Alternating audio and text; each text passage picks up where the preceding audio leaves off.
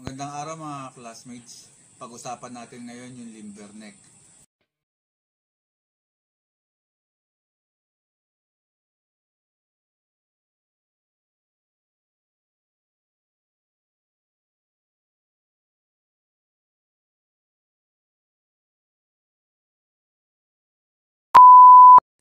So ano ba yung limberneck?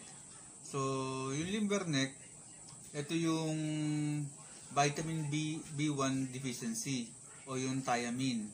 So ang nagkokos yan pagka nagkakaroon ng molds yung mga feeds natin.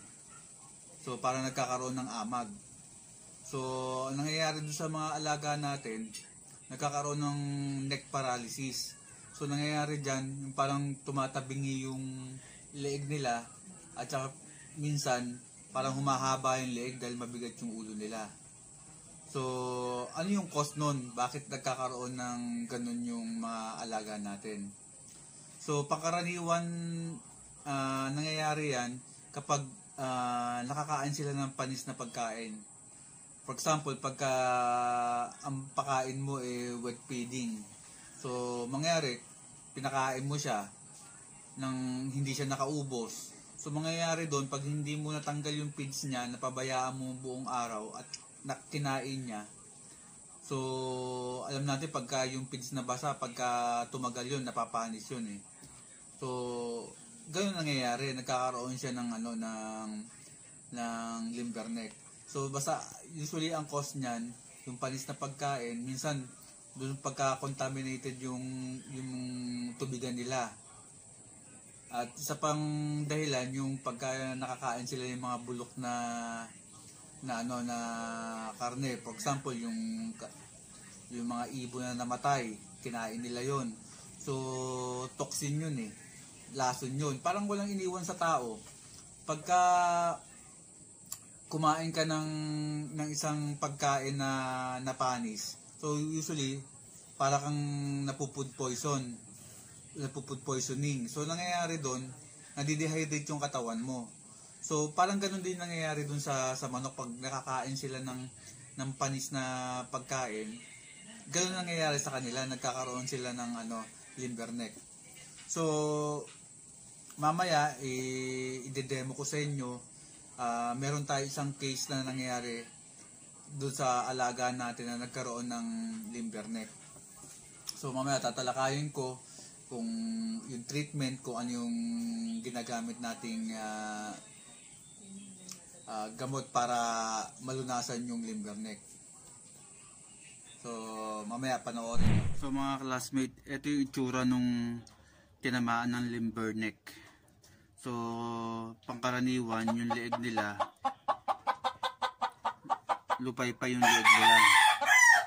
So ang cause kasi dyan, pangkaraniwan nakakain ng mga panis na pagkain.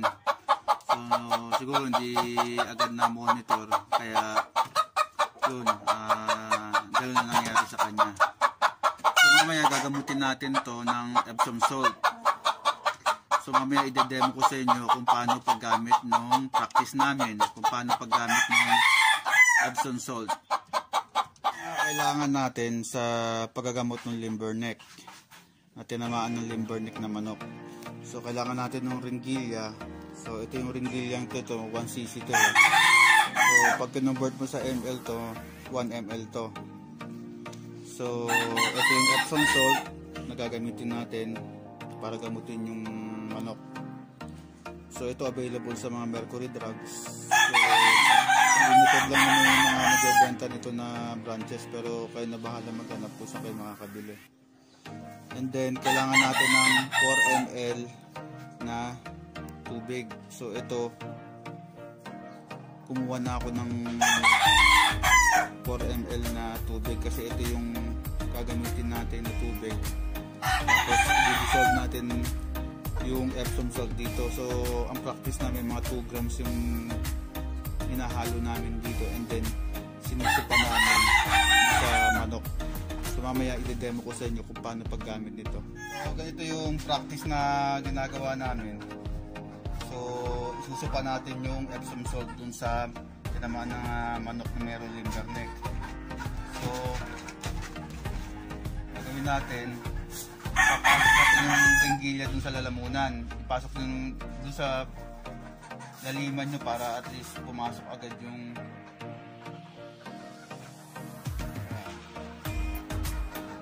so mga 2 ml tong papasok natin. So kami practice namin 3 days hanggang 5 days, depende kung hindi pa masyadong hanggang 5 days, pero kung hindi naman masyadong malala 3 days lang.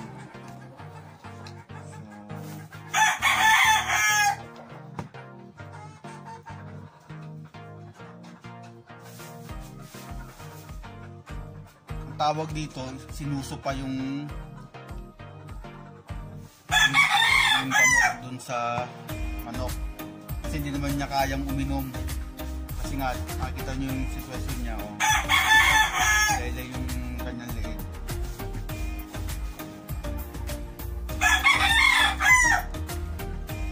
Kaya siya na kayo, wala akong kasamang mag-hawak. So tignan natin next sa susunod na araw, bigyan ulit natin siya.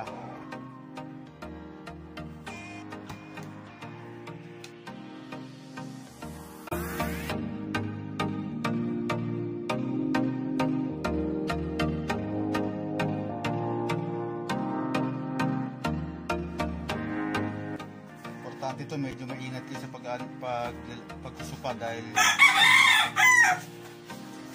baka madisgrasya yung alaga natin lalo. Kami matagal na namin practice to kaya medyo sanay na kami. So ito, lalagyan mo natin sa kulungan. Kaya muna natin siya siguro mga 3 araw. So ganyan siya. Medyo matamlay. Lay yung leg. Date na ngayon. Lagyan natin ng Epsom salt ulit yung ano.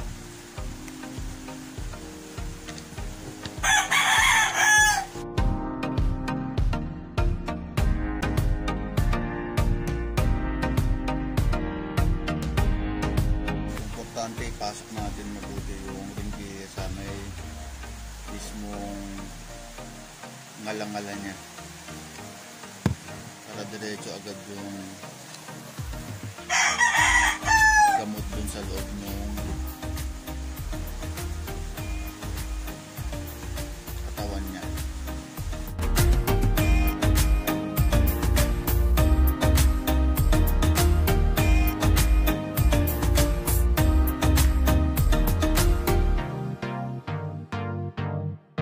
ml na yung binigay ko sa kanya kahapon, 4 ml.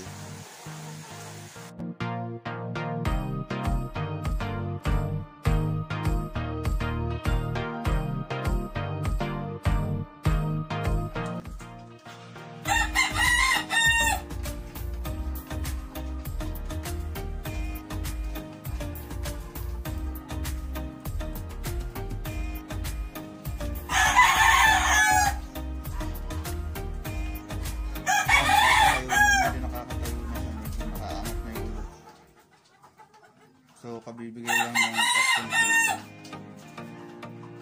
So mamayang hapon bibigyan ulit siya. Mga classmates, ito na.